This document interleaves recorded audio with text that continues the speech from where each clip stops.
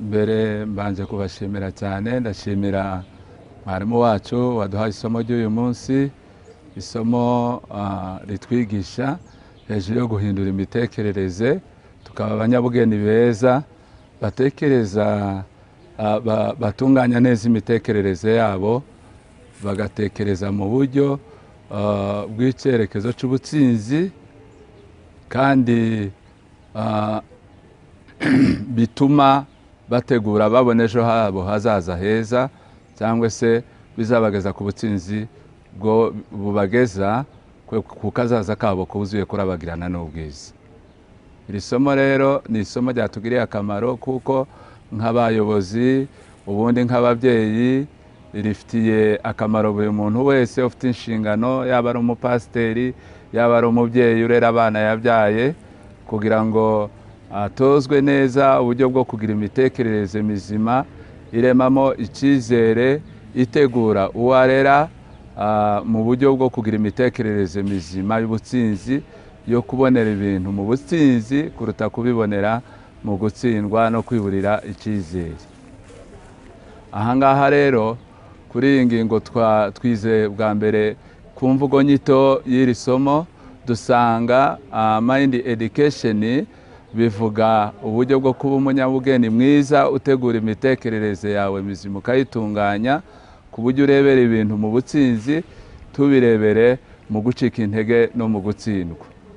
Aho twahasanze kandi ko mu buryo urera uri umubyeyi cyangwa se umuyobozi, imitekerereze yawe, kugira ubwenge bwinshi no gusobanukirwa ibintu byinshi atari byo byatuma ugira ubutsinzi mu byo ukora, ahubwo kubaka imibanire myiza, ubusabane bwawe hagati yawe n'abo urera cyangwa uyoboye, ari byo bituma ubategura neza, ukabagira abantu bagera ku butsinzi, atari ukubereka intege nkeya zabo, ahubwo ukabereka uburyo bashobora gutsinda, bakabasha kuva mu ntege nkeya zabo, bakajya ku rugero rw'ubutsinzi rwiza rutunganye.